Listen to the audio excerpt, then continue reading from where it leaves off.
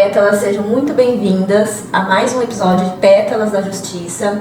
Hoje vamos trazer um tema muito importante que temos nos deparado, que é os desafios da inclusão na educação. Nós vamos falar hoje especialmente sobre autismo, dislexia, TDAH e algumas outras, singularidades, da infância, da criança, principalmente no âmbito da educação. Diante do nosso cenário, da advocacia, nós recebemos diversas mães, relatos, testemunhos, que acontecem no dia a dia dos filhos na escola. Então, por isso, hoje, nós escolhemos alguém especial para vir falar sobre o tema com vocês e trazer informação que gera transformação. Nós escolhemos uma pedagoga que lida diariamente com as crianças no âmbito escolar, que é a Lilian Nunes, que está aqui com a gente hoje. Seja muito bem-vinda aqui no programa Pétalas da Justiça. Tudo que a gente está fazendo aqui hoje vai ser aí disseminado, vai ser compartilhado pelo mundo. Então hoje a sua voz está sendo muito importante para gerar transformação. Seja muito bem-vinda. Eu agradeço o convite. Eu acho super importante vocês trazerem um tema, que está super atual aí no momento discutido. E muitas mães passam por esses desafios da educação, inclusão nas escolas, Prazer, meu nome é Lilian, sou pedagoga, trabalho com a educação especial há mais de 10 anos. Trabalhei em APAES, meu primeiro trabalho, meu primeiro contato com a educação foi em uma APAE, entrei na área administrativa, e ali eu tinha feito técnico em gestão empresarial. Então eu comecei a ter acesso à educação especial ali. E foi onde eu me apaixonei. Eu falei, é isso que eu quero pra minha vida, Trabalhar com educação e especial. E aí eu fui fazer pedagogia e surgiu uma oportunidade de estágio dentro daquela instituição. Então eu fui trabalhar na oficina pedagógica e terapêutica, que trabalhava com a educação de jovens e adultos, preparava eles para o mercado de trabalho, como incluir eles na sociedade, Então eu tive o prazer de trabalhar com uma terapeuta ocupacional fantástica, que ela fazia todo esse trabalho. Então a gente começou ali a trabalhar com esses jovens e adultos para prepará-los. Então a gente já trabalhava com atividade de vida prática e atividade de vida diária, que não era só o pedagógico, que eram as atividades funcionais que eram importantes para a vida deles ali fora na sociedade, Como saber se portar, chegar com pontualidade, arrumar, organizar suas coisas, Então ali a gente já preparava eles para trabalhar na vida mesmo, na social, Isso na PAI mesmo, Isso dentro da PAI mesmo. E você já tinha se formado? Eu estava estudando, eu estava fazendo pedagogia ainda. Então em paralelo então eu trabalhava lá durante o dia e à noite eu fazia faculdade, E depois que eu trabalhei lá, depois que eu me formei, eu precisava fazer uma especialização para trabalhar na instituição, Então eu fiz na época, era um curso, que a própria Federação das APAES, aplicava esse curso pra gente. Então eu fiz, que era um curso de 48 horas, eram umas coisas assim. E depois que eu fui fazer a pós-graduação em educação especial, que daí eu tive a oportunidade de trabalhar como professora mesmo dentro da instituição. Antes de entrar pra PAI, você nunca tinha pensado em Nunca tinha pensado. Não tinha acesso a esse tema, Não, eu trabalhei na parte administrativa, E depois que eu fiz técnica em gestão empresarial, que eu fui trabalhar dentro da PAI mesmo. Que legal, Que daí que foi se encaminhando de trabalhar. Algumas coisas a gente já tem no coração e algumas a gente pega na prática mesmo. Sim, foi na prática, foi no dia a dia mesmo que a gente foi se desenvolvendo, Então, lá você fez faculdade, pedagogia e começou a trabalhar na PAI. E ficou por quanto tempo na PAI? Eu fiquei nessa PAI o tempo do estágio todo, Que foram uns 4 anos aí de estágio, Aí depois que surgiu uma oportunidade de ser professora, que aí eu já estava formada e fazendo a pós-graduação. Porque eu saí da pedagogia e já fui direto para pós. Entendi. Porque era a oportunidade que davam pra... Porque lá na PAI todos os professores precisam ter a especialização. Isso. Aí eu fui pra sala de aula mesmo, que aí eu fui trabalhando com os alunos e vendo a necessidade de me capacitar, de fazer formações, porque a gente vai trabalhando dentro de sala e a gente vai vendo as dificuldades de cada aluno. Então a gente tem que sempre buscar informação para dar o melhor para aquela criança, Eu ia te perguntar se sempre foi um sonho seu lecionar, dar aula, Mas Sim. agora eu já sei que você iniciou, foi no administrativo e aí o sonho foi nascendo dentro do seu coração. Isso. E nesse tempo que você lecionou na PAI, que você trabalhou lá, era só você dentro de sala de aula ou lá você também tinha um auxiliar dentro da sala de aula que te ajudava com os alunos? Então, quando eu era estagiária, tinha essa terapeuta ocupacional que ela ficava comigo na oficina pedagógica e terapêutica.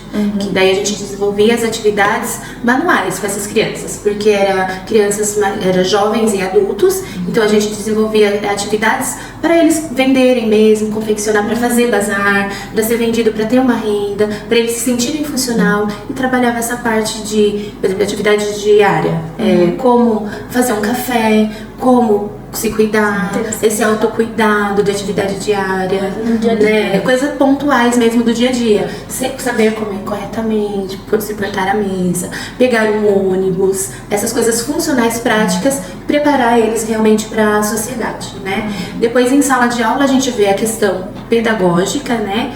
Em sala de aula eu ficava como professora, mas sempre tinha uma auxiliar para acompanhar, né? Então a gente sempre trabalha com alguém assim junto com a gente dentro de sala de aula.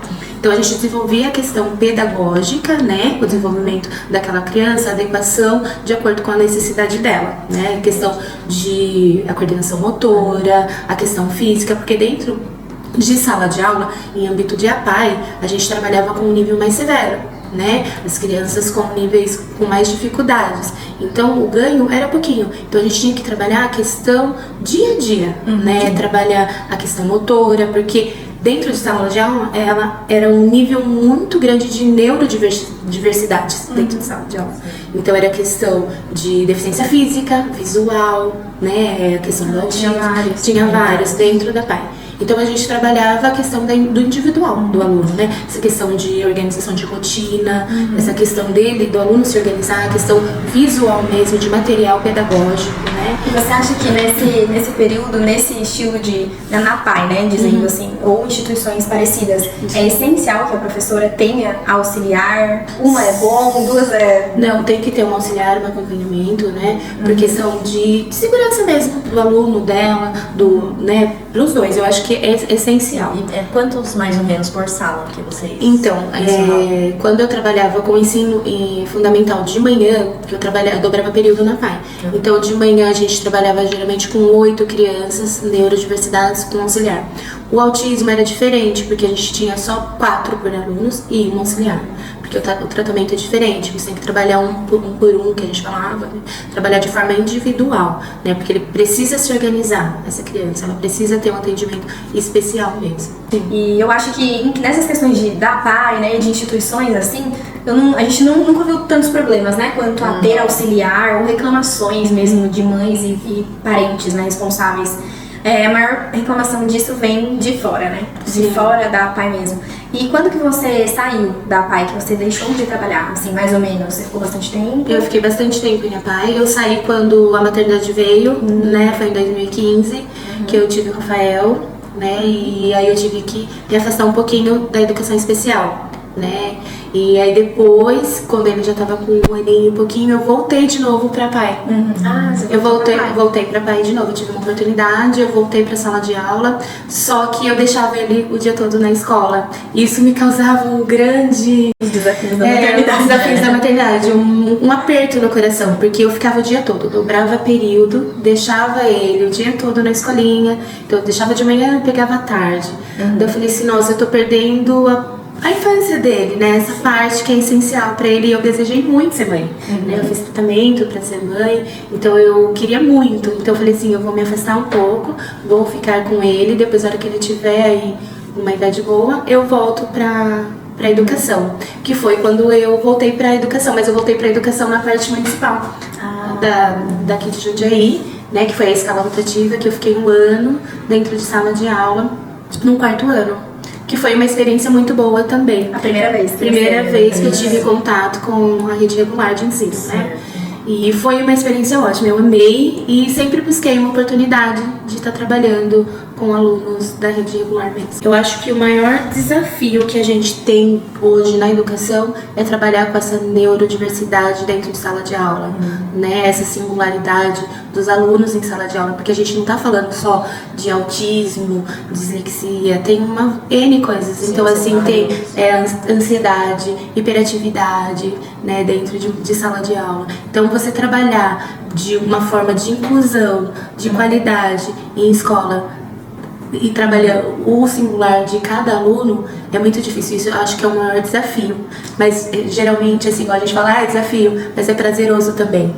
Porque a gente vê o ganho A gente, por exemplo, assim, eu que tava em APAE, o ganho a gente vê de pouquinho em pouquinho, mas é desafiador? É, mas é prazeroso também quando você vê um aluno que não conseguia comer direito, começar a comer, começar a se despertar corretamente, ou a escrever, ou a falar o que ele quer, se comunicar. Então isso aí é muito gratificante pra gente que tá em sala de aula. A gente ouve bastante relatos, né, de pais que têm filhos com alguma deficiência intelectual, né, e eles falam que são coisas simples do dia a dia, que você conquista, que pode ser que pra quem tá de fora fala, mas isso não é nada, né, mas é muito.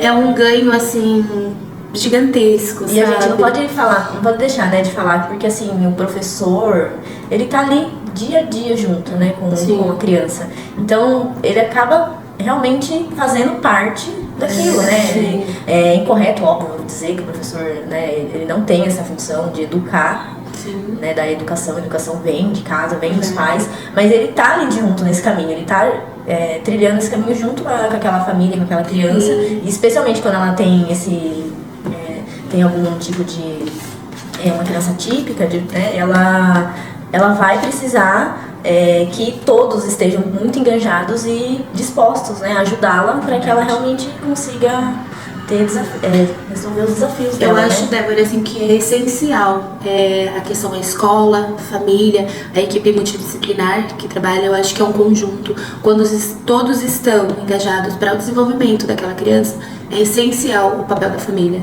Isso é um papel, assim, fundamental, porque a questão de previsibilidade, de rotina, de organização. Às vezes a criança está dando problema de comportamento em sala de aula, às vezes é falta de uma rotina, uma previsibilidade dentro da família mesmo. Sim. E aí você adequa aquela rotina, a criança já se organiza. Sim. Então eu acho que é fundamental.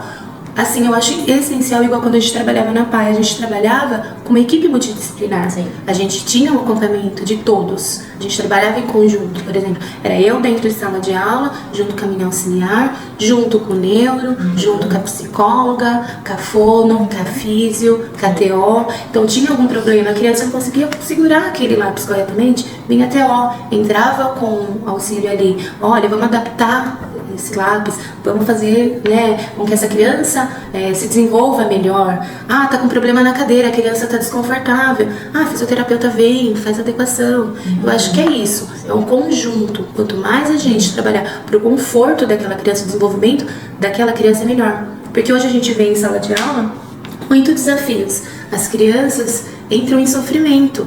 Por exemplo, você tá com um problema de comportamento, começa a gerar um conflito também social. Sim. Porque assim, não tá participando, não tá prestando atenção direito na aula. Ah, mas o que tá acontecendo? Por que não tá prestando atenção na aula? Porque o que tem atrás disso? Sim.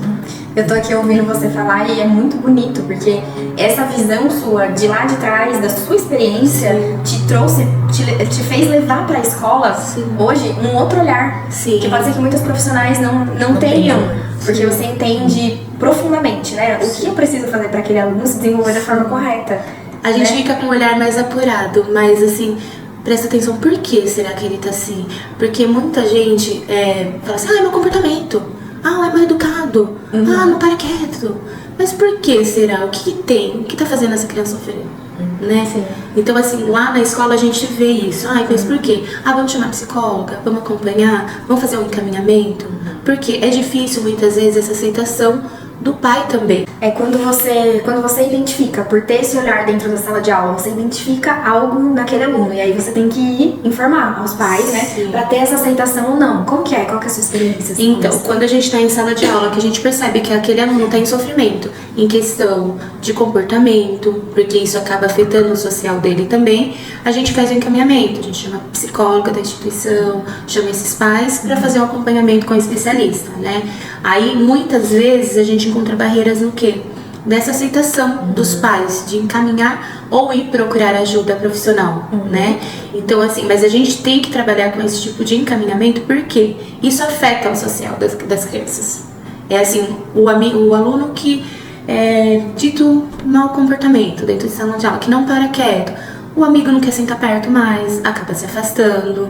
Aí esse aluno fala, não gosta de mim, ele não quer ficar perto de mim. A criança começa a sofrer. Então, quanto antes os pais procurarem ajuda profissional, fechar um diagnóstico, essa criança ser medicada para ela se centrar, para ela se comportar, manter o foco, melhor, porque ela vai ganhar no pedagógico, ela vai ganhar no social, e isso vai desenvolver cada vez mais. Né? E você percebe que isso é uma conduta que ocorre das escolas, ou cada escola tem um tipo de abordagem quanto a isso? Porque eu já vi vários pais que, inclusive outras amigas também, que são pedagogas, que dependendo da escola que ela tá, são proibidas de falar exatamente porque aquela instituição já teve um problema em apontar para o pai que, olha, eu acho que você deveria encaminhar o seu filho para uma psicóloga, procurar um profissional, e aí o pai não aceitar, tirar a criança da escola e processar a escola porque estava falando com o filho, por exemplo, talvez ele possa ter autismo, por exemplo, ou TDAH, então o pai não aceita. Então eu tenho 2 colegas que são pedagogas, estão também já trabalharam na rede municipal e já trabalharam em algumas instituições particulares. E ela diz que em algumas particulares o direcionamento era proibido, mesmo que a profissional identificasse, não era para falar nada para os pais. Então, Débora, eu trabalhei na PAI, então as crianças já chegavam com encaminhamento, né? Por deficiência intelectual, por alguma coisa assim, laudada. Na rede municipal eu não peguei nenhuma criança assim. E hoje que eu trabalho em escola particular, lá nós temos uma psicóloga dentro da instituição, em que se ocorrer algum problema de comportamento, alguma dificuldade de aprendizagem, a gente já chama a psicóloga já conversa com a família. Aí se há necessidade de encaminhar um psicopedagogo, um neuro, a escola também faz. Porque esses dias eu tenho um aluno, né, que ele está com problema de comportamento, ele já está sendo fechado o diagnóstico com hiperatividade, né? Então, a própria escola tem um contato com a psicopedagoga, porque eu tive uma reunião com ela. Eu acho que isso é super importante. Sim. A criança tem a ganhar, né? Quando a escola, junto com a família, junto com a equipe multidisciplinar, ela trabalha em conjunto. Isso é fantástico, né? Então, eu acho que isso é essencial. Que bom, né? Que você nunca se deparou com uma instituição que, né, proíbe ou que tem esse tipo de barreira, né? Sim. Porque isso é inclusão, é realmente você deixar, você desenvolver, você alertar realmente, né?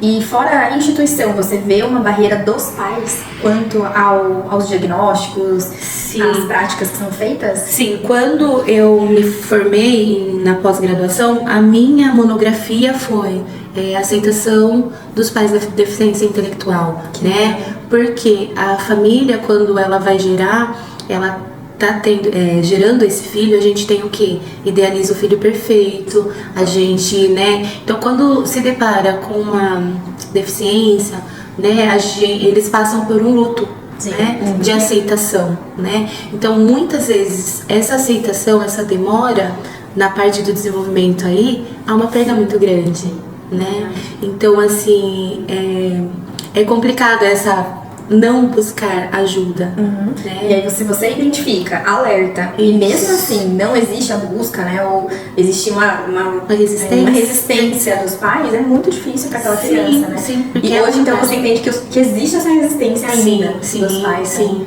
Eu acho que com a busca de informações, as pessoas falando mais sobre o assunto, as pessoas estão buscando mais informação. As famílias estão ficando mais alerta, né? Tá falando de autismo, meu filho age dessa forma, já vai ligando, identificando, né? Vou buscar ajuda, né? Teve uma mãe que falou, eu só fui buscar ajuda depois que eu vi um programa que estava falando dos principais sintomas de autismo, né? Principais características que falam, né? E aí ela falou, nossa, meu filho faz assim, isso, meu filho faz aquilo. Aí que ela fez alertar que ela foi buscar ajuda, né? E a gente pensa, por exemplo, como é importante que nem o programa acontecer, né? A gente passar essa informação adiante, porque igual essa mãe, em algum momento essa informação pode ajudar outras pessoas. Sim. Assim como no nosso último episódio, que nós trouxemos uma mãe, né? Que tem um filho autista e ela trouxe a experiência dela, nós tivemos pessoas de fora que falaram, olha, eu fiz tal coisa porque eu ouvi o programa, eu fui alertado, ou eu realmente vi que é importante, porque eu ouvi ela falando, assim é o nosso programa aqui, né? Como esse episódio. Sim. Então é extremamente importante. Por que a gente resolveu falar sobre isso também, né? Porque a partir de um momento a gente percebeu que houve uma ruptura na história mesmo, né? Do ensino. Sim. Antes separava muito. É só na PAI, é só em instituição realmente que cuida. E aí, de repente, não. De repente as escolas tiveram que começar a se adaptar, né? Inclusive, nem, né? Porque eu estudei, eu tinha uma sala que era especial. Na escola se detectava. Teve, inclusive, um aluno que era da minha sala, ele ficou conosco até o 6º ano e a partir no meio do 6º ano ele foi transferido para essa sala porque diagnosticaram que ele tinha algum tipo de deficiência intelectual. E aí era separado. E aí era assim, hoje, olhando pra trás, né, tudo bem que isso aconteceu há anos atrás, mas eles eram totalmente excluídos. Não havia a questão de inclusão alguma. Eles eram taxados, né, na escola como... porque foi assim, foi colocado, vai ter que acontecer a inclusão. Tá, mas que forma que vai ser essa inclusão? Porque, assim, tem que acontecer a inclusão, sim, mas de uma forma acolhedora. Uma forma de receber essa criança bem, um ambiente acolhedor, que ela possa se sentir incluída, né? Igual assim, eu trabalho no período da manhã nessa escola particular, trabalho com crianças especiais, 4, que foram adaptado o currículo pedagógico deles, então eu trabalho a parte pedagógica com eles e ele faz a parte de socialização com a turma que eles estão, mas é uma forma que está respeitando aquele aluno. Porque tirou ele da sala de aula, sim, mas porque o ambiente não favorecia, um ambiente de barulho, iluminação, às vezes é muito forte, barulho em excesso, não consegue se concentrar no pedagógico na sala junto com os demais, porque também a professora, com mais 20, mais um aluno especial dentro de sala, e ela não vai conseguir dar conta de tudo, daquela necessidade daquele aluno, daquela atenção que ele precisa.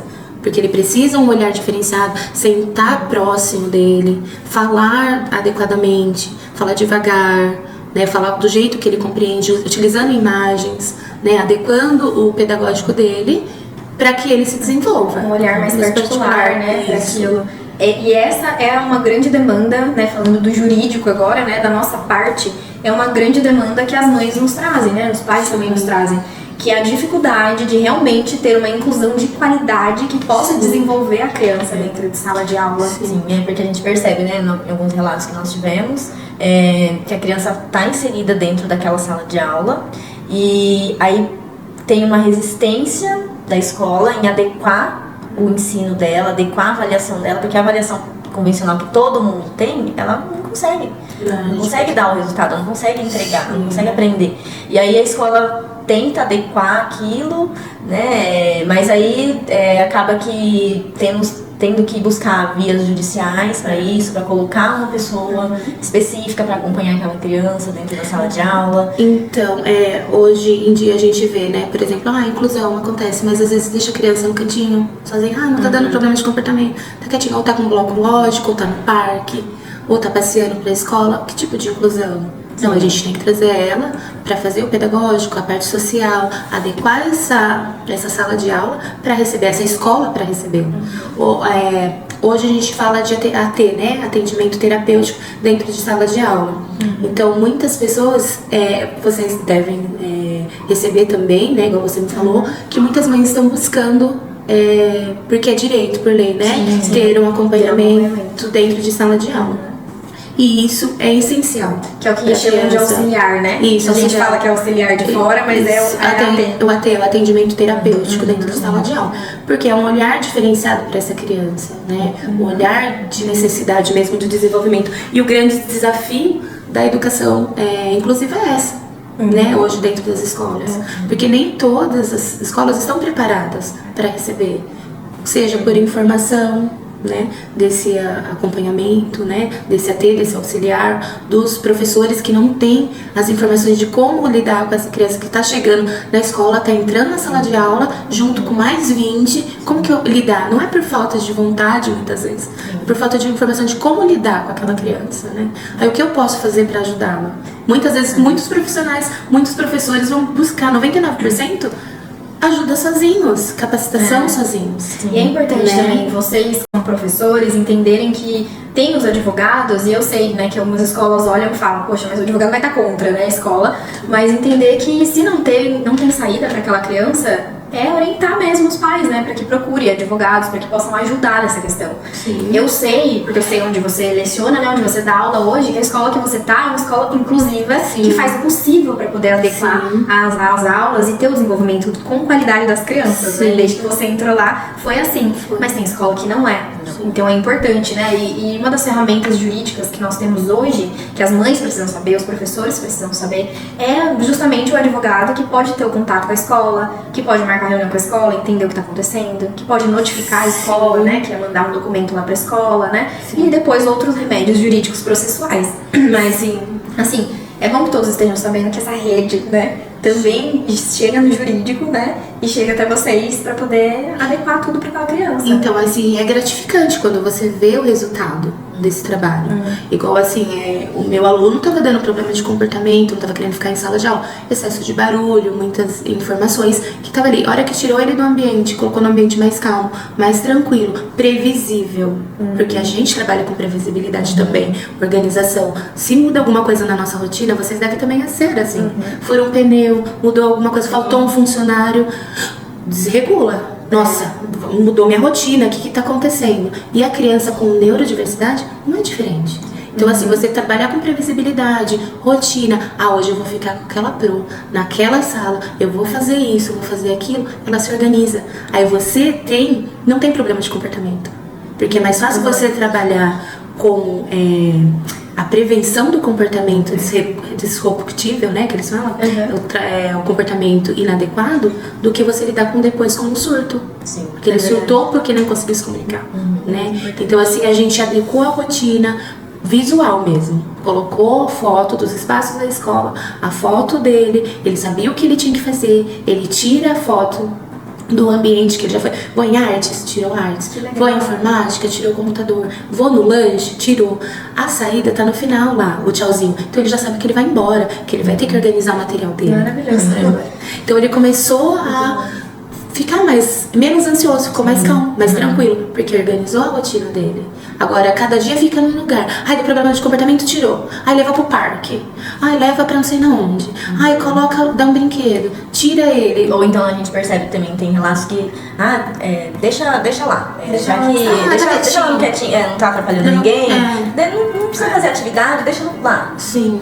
Também, né, a criança lá percebe tudo isso, né? Então... E cada dia uma coisa, ela não vai saber o que ela vai fazer. Sim. Então, quando você trabalha com a rotina, que eu aprendi muito também isso na PAE, né? A gente trabalha com a rotina, de organizar a vida deles. Eles ficam menos ansiosos. Né, não só as crianças atípicas, mas qualquer criança precisa de rotina. É essencial. A gente, né?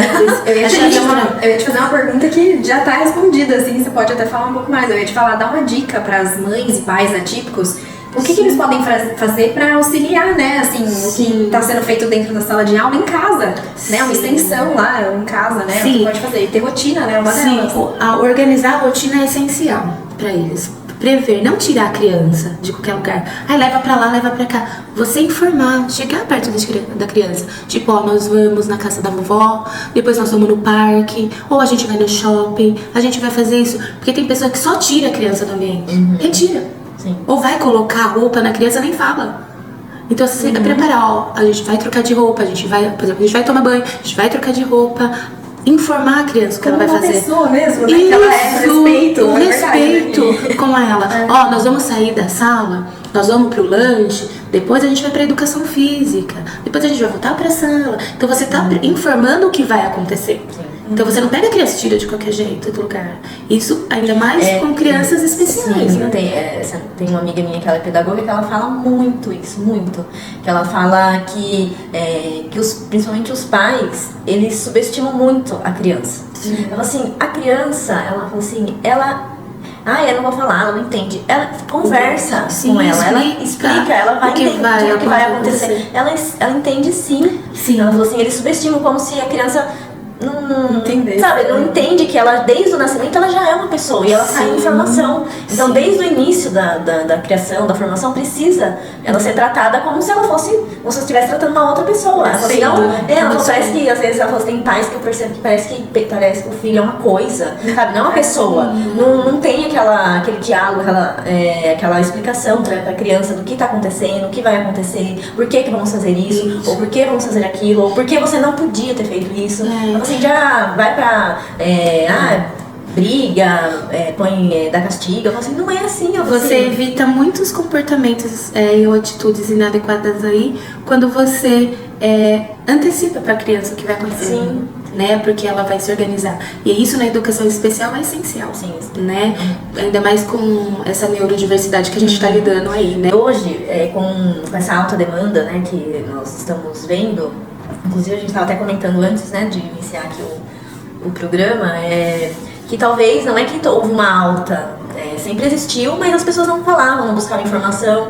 E hoje a informação ela está sendo mais levada, as pessoas estão buscando mais isso. E você entende que nem você teve o privilégio de já trabalhar na PAI e aí fazer essa especialização. Os outros profissionais, você entende que essa especialização para a educação especial seria algo que talvez fosse essencial para as professores? Com certeza, sem dúvida nenhuma. Porque eu falo, igual a gente estava conversando, antigamente as pessoas não tinham tanto acesso ou não se falava sobre isso, né? Muitas pessoas viviam o deficiente escondido, ou muitas famílias tinham vergonha de apresentar, meu filho tem uma certa deficiência, uma certa dificuldade, né? Hoje em dia não, as pessoas estão buscando mais informação, estão buscando mais ajuda, e eu acho que isso é que tá aumentando, né, a demanda. Eu acho que é porque está se falando mais, né? Está se procurando. E eu acho essencial no desenvolvimento tanto profissional como pedagógico, como do aluno, essa busca de... Como você falou, né? Porque hoje a criança, ela tem esse impacta socialmente dentro da escola. Mas amanhã, quando ela se tornar um adulto, vai dar um impacto na sociedade também. Né? Dentro do trabalho dela, dentro dos relacionamentos, né, dela. Então é essencial que ela tenha Porque a maioria das dificuldades são apresentadas na escola. Porque aonde a criança chega é que vai exigir um nível de concentração maior. E é aí que aparecem as dificuldades, que aparece o encaminhamento, que vai procurar ajuda, porque não entra no desenvolvimento dos pares iguais. Então fala, opa, não está desenvolvendo igual. Claro que cada criança tem o seu tempo. Lógico que tem um que se desenvolve no motor mais rapidamente, tem outro que é no cognitivo, e assim vai. Só que a hora que é muito defasado, alguma coisa tem. Então aí que a mãe fala, opa, não tá aprendendo a ler, ou já era pra estar lendo. Qual é a dificuldade? O que tá acontecendo? Que daí acontece os encaminhamentos e é onde a gente fica sabendo os laudos, né? Que vai acompanhando, aí a gente fica sabendo mesmo o que tá dificultado. Contato entre a escola e os pais para poderem ir se comunicando, né? Sabendo sobre os laudos, atualizações e tudo mais. Para ajudar no desenvolvimento também. Em questão pedagogo, professor de escola, psicopedagogo, juntamente com o neuro. E é importante a questão também de fazer tudo certinho, a questão da medicação correta, porque a gente vê muitos pais que dá o medicamento hoje, amanhã não dá. Aí a criança chega desregulado, a gente fala, opa, tá acontecendo alguma coisa diferente dentro de sala de aula. Tira por conta própria. Então é essencial que faça o acompanhamento e que faça corretamente. Com as terapias, com a medicação, com o médico, né, com o neuro acompanhando para o desenvolvimento global dessa criança, né? Porque se falta uma parte, a outra também desregula, né? Não vai adiantar. Na igreja a gente tem relatos, né, de pais com dificuldades, porque a escola não quer se adequar, a escola não quer fornecer aquele profissional, ou muitas vezes a escola está tentando entrar na escola e aí a escola já fala, não tem vaga, mas na verdade tem, mas já não quer assumir aquela responsabilidade. Mas também, por outro lado, não adianta também, por exemplo, uma escola que dá todas as ferramentas, né, que está totalmente ali acessível para ajudar, também se em contrapartida não tem os pais ali. Sim, é um conjunto, é um pilar aí, né? Família, escola e equipe, né? Eu me lembrei agora na prática, né, é uma pergunta que eu queria fazer. Na prática, assim, durante a aula, durante o dia ou amanhã, né, que tá ali, a criança, ela fica o tempo todo junto na inclusão, todo mundo junto ou não? Não sei se separa atividades especiais para ela, algumas junto com a sala, algumas é fora? Isso, a gente faz a parte pedagógica, elas fazem a parte pedagógica comigo em sala de aula, né? Adequado, igual assim, às vezes eu tenho alunos de 6º ano que tá usando a apostila do 1º ano. Então é adequação pedagógica também, que passou por aí. Então elas fazem a atividade pedagógica comigo, junto com a grade curricular da instituição, e elas fazem inglês, educação física, o xadrez, com os especialistas e com a sala de aula para ter essa parte de socialização com os amigos, de estar fazendo toda essa parte de desenvolvimento também aí fora. Então o pedagógico é comigo. E é juntos na sala. Entendi. Aí é junto na sala. Isso. É interessante. Porque tem coisas, né, que vocês precisam ter um olhar separado mesmo, né? Igual você estava falando sobre o barulho. Sim. Tem aluno que numa sala de aula comum ele não vai conseguir se concentrar. Se você pegar uma criança que tem hipersensibilidade a barulho, a luz, ela não vai conseguir receber todas essas informações para se regular e aprender o pedagógico ali. Então você retira ela de uma sala mais reservada, um ambiente mais tranquilo, mais calmo, que você consegue passar de forma mais tranquila essa aprendizagem para ela, né? E depois ela volta no social, na hora do lanche, na hora de ficar ali fora com os amigos, de conversar, socializar, e depois volta novamente. E é importante que os pais, eu acredito que né? Isso vocês podem confirmar, que os pais também não deixem tudo para vocês que são escola inclusiva, mas que a criança esteja fazendo as terapias fora, por exemplo, que são necessárias e pedidas, né? Leva na psicopedagoga ou na psicóloga ou pessoas fora realmente, né? Porque tem pais que falam, não, já tá na escola, a escola inclusiva já tem lá os profissionais. Não, é essencial, porque cada profissional vai trabalhar uma área ali. Então o terapeuta ocupacional vai trabalhar as habilidades de como amarrar o cadarço, de como comer, a adequação se for necessária de um talher, né? A fono vai trabalhar a questão da linguagem, posição, né, da língua. Tem síndromes que tem a língua mais protusa, né, como síndrome de Down, então a língua mais grossinha, essa questão da fala. Cada profissional tem a sua especialidade, né? Vocês percebem, né, caso eles não estejam se desenvolvendo em atividades fora, eles chegam na escola, né? Vocês fazem. O pedagogo também trabalhar essa questão, né, da parte emocional da criança, né? É essencial todos os profissionais em conjunto, né? E a gente percebe sim quando falta o profissional, o psicopedagogo, ele entra em contato com a instituição, aí fala tal criança não tá vindo nas terapias, ele faltou, eu não consegui fechar o laudo porque faltou, aí a gente chama a família, olha, tá acontecendo isso e isso na escola, por que não tá levando, né? Porque isso reflete em sala de aula, com certeza. Eu acho que os pais que não acabam não levando, né, tem 2 motivos predominantes, eu acredito, né? Que é a não aceitar ou o trabalho. Sim, né? Muitos falam, não tive tempo, tá corrido. Ou deixa a criança de manhã na escola, só pega tarde, no final da tarde. Tem criança no integral, né? Fica o dia inteiro, né? Fica o dia todo. Então eu faço a parte pedagógica de manhã, à tarde eles ficam em sala de aula. Atualmente, a gente tem ouvido falar sobre um tipo de terapia de acompanhamento, né? Muitas mães têm tido esse nome pra gente. Nós somos leigas, mas eu acho que você pode trazer um pouquinho mais sobre isso, e se é importante ou não, que é a terapia ABA. Sim. Você pode falar um pouquinho sobre pra gente? O ABA é a análise do comportamento aplicada, né? Eu até estou na lista de espera aí para fazer a pós-graduação, porque eles trabalham com turmas fechadas, né? Eu acho essencial, porque a criança com autismo, ela precisa adequar esse comportamento. E como que a gente pode adequar esse comportamento? Então, eu acho que é importante a gente estar sempre se especializando, né? Se desenvolvendo para melhor capacitação mesmo profissional, para estar trabalhando com esse público, né? Muito importante. E essa terapia é feita em sala de aula ou fora? Em sala de aula mesmo. Pode ser tanto tantos terapeutas podem aplicar também, quanto em sala de aula. Então esse seria um curso interessante também para os professores fazerem, né? Sim, com certeza. Muito bom. Eu sou, Rafa, muito a favor assim, da pedagogia do amor. A gente tratar esse aluno com muito amor, com acolher esse aluno quando ele chega, né? Para ele pegar a confiança, para ele sentir que ele é amado e respeitado. Eu acho que isso é essencial, né? Para qualquer criança que a gente trabalha nessa área de educação aí. Ela se sentir importante para se desenvolver, você trabalhar as capacidades, as potencialidades das crianças. Como desenvolver melhor a área que ela está com dificuldade, né? Eu acho que isso é primordial. E os pais e os professores acreditar nessa criança. Não rotular, né? Porque muitas vezes a gente vem em escola assim, aquele é terrível, aquele não tem jeito, ou meu filho não tem jeito, não tem mais solução. Essa é a mensagem final que você deixaria para os pais? Sim, vamos acreditar no potencial do seu filho, né? No desenvolvimento, vamos amar, né? Compreender, escutar. Hoje tá tão difícil a gente escutar as pessoas, né? Ter um olhar atento, é tudo tão corrido, é tudo tão digital, é tudo tão rápido. Então, assim, um olhar de atenção.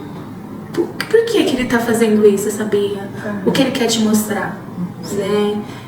Escutar, chamar, ter um tempo de qualidade essencial, né? Igual a gente sabe que muitas mães precisam trabalhar, a gente também precisa trabalhar, mas um minutinho, ou uma hora que você chegue, por exemplo, que você chegue à noite, você tire pra ficar com seu filho, dar um banho, cuidar, ler uma história, ficar com ele, ele vai lembrar disso. Memória afetiva fica, porque tudo que é ruim a gente grava e tudo que é bom a gente grava também. Então a gente tem muitas coisas que a gente lembra da nossa infância. Um vô que contava uma história, você nunca mais vai esquecer. É verdade. Pai que contava, sentava ou levava você no parque todo final de semana pra brincar, você não vai esquecer. Então, assim, tirar um tempo de qualidade, eu sei que é muito difícil. Às vezes, eu como mãe também, às vezes me cobro. Falo, nossa, será que eu fiquei com o Rafa hoje? Será que eu dei um pouco de qualidade pra ele? Eu tento chegar em casa à noite e ler a história com ele, ficar com ele, sabe? Pra ele lembrar disso. Porque como que ele vai lembrar? Como meu filho vai lembrar de mim na infância? Como que era? É verdade, muito Qual verdade. lembrança que ele vai ter? Então é importante isso. E hoje em dia E tem uma às vezes as pressão. pessoas falam assim, eu dou inglês, eu dou futebol, eu dou natação, eu levo nisso, eu levo naquilo, eu dou o melhor para meu filho. Às vezes o melhor para o seu filho é o amor, o carinho que ele tem ali com você. Então eu acho que é isso, acreditar e dar essa atenção, esse amor, esse carinho. Mostrar que acredita realmente, né? Sim. E mesmo, né, tem o autismo, tem o TDAH, tem a dislexia. Não, eles podem se desenvolver, Sim, melhorar, se adaptar, né? Sim, Realmente. e acreditar, né? Acreditar. Eu Hoje acho em que dia é tem isso. uma competição com as telas, né? Sim. Você falou do tempo de qualidade, eu já lembrei na hora das telas. Sim. Das mães que acabam, né, ou os pais também, né, perdendo tempo nas telas e competindo, né, a atenção com os filhos. Isso é extremamente importante. Vale o aviso aqui pra regular esse tempo todo aí. É isso que Muito eu importante. deixo de mensagem pra vocês. É tempo de qualidade com o filho de vocês. E pros professores. E para os professores acreditar no seu aluno. Acredite. Pedagogia do amor. Gostei Isso. muito dessa Pedagogia do amor, é isso aí. essa palavra. Acolher esse aluno, né? Acolher, respeitar, né? Muito importante. Porque deve ser gratificante, né? Para um professor, imagina lá na frente, você se deparar com esse aluno. Sim. Com certeza ele vai ter uma gratidão enorme, porque ele também vai ter essa memória. Sim. Que foi uma pessoa que Nossa, ajudou, né? Eu converso com muitas mães que elas me mandam mensagem no direct, que falam, eu agradeço muito a você.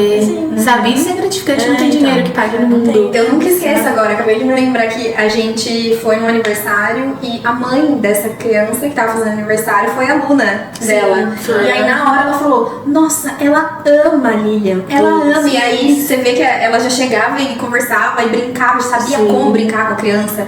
E isso falava, nossa, ela lembra. Isso é o né? diferencial, né? E assim, tem coisas que o dinheiro não paga mesmo. Porque é gratificante demais contribuir para o desenvolvimento das crianças, né? É muito bom. E o digital aqui, a gente vê que está contribuindo com o desenvolvimento não só dos seus alunos, né? Mas você tá aqui e desenvolve outras pessoas, outros pais, né? Outros profissionais. Outros profissionais. Então, é muito importante estar no digital falando sobre isso, né? Desenvolvendo cada vez mais. E a gente só tem a agradecer por você ter vindo, aceitado o convite, estar aqui com a gente, batendo esse papo, trazendo informação pra cá. E eu queria agradecer, né? Quer fazer seu agradecimento?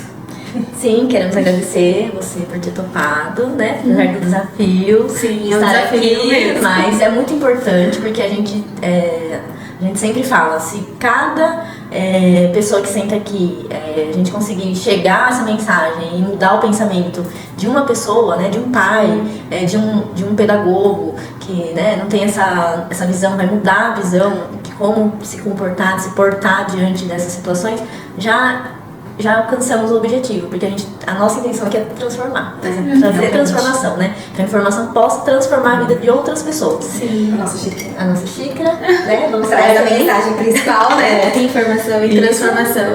Eu que agradeço o convite. Que bom, e nós temos um presentinho pra você também. E todo convidado recebe um presentinho especial dos nossos patrocinadores, que está aqui. Então hoje você tá ganhando a xicrinha igual a nossa. Que linda, obrigada, meninas.